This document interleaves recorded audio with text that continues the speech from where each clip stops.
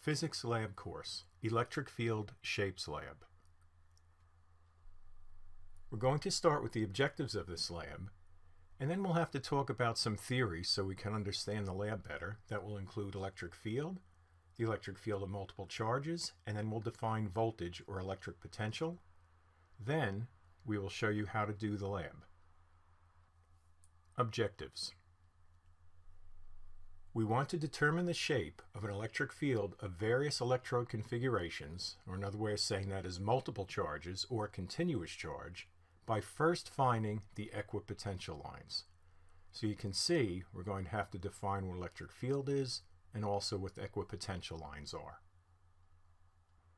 We're expecting a lot out of this lab, and here are our student learning objectives. Introduce the electric potential and equipotential lines. Another word for electric potential is voltage. Practice using a multimeter to measure voltage. We will draw the equipotential lines, and then from the equipotential lines we'll determine the direction of the electric field lines and draw them also.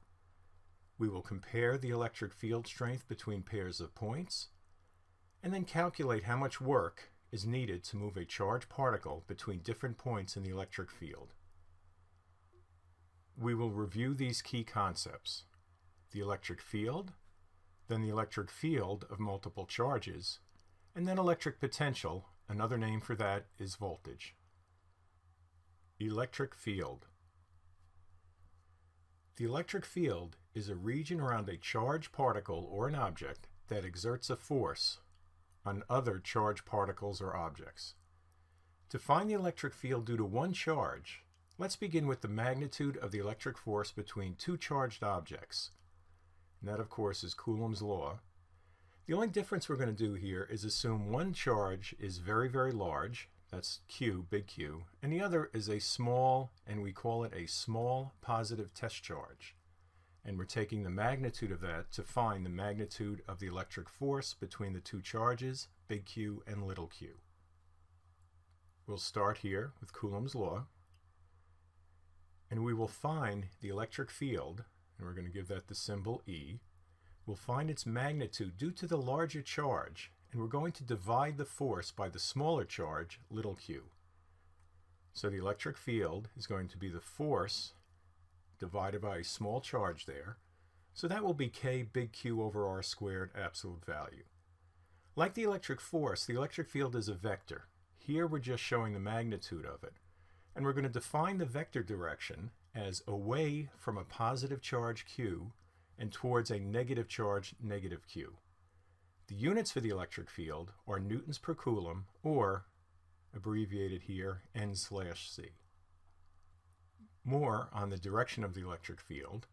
It's determined by the direction that a positive test charge, see we brought the charge back now, we divided it out, now here it is again, and the direction that that will move or accelerate if placed in the space surrounding a charge plus Q.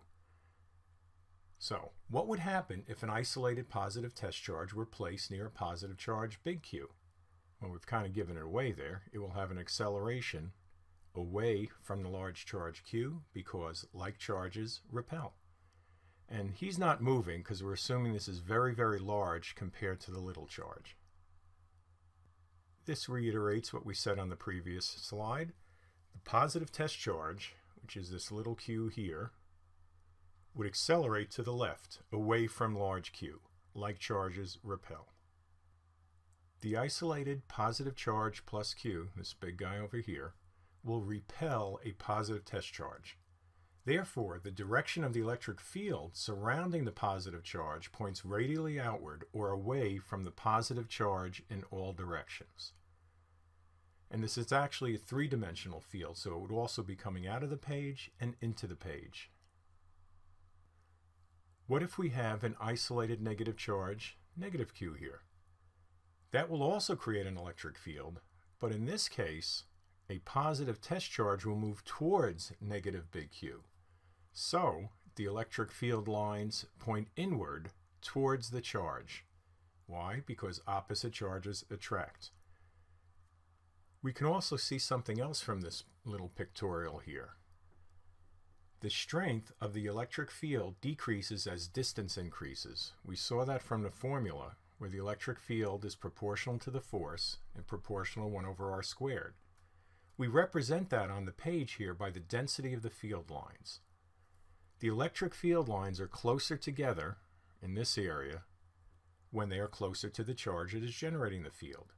This indicates the electric field is greater near the charge. And another word about, let's say we have the little positive test charge here. We said it was repelled and will move in that direction. We're assuming this charge is immobile. Okay? It's either fixed to a surface or it is just so massive in mass that any acceleration it feels is tiny compared to this guy. So we're assuming this is stationary and the test charge is the one moving. Now, of course, it generates the field whether it's moving or not, but we just wanted to be clear about the definition here.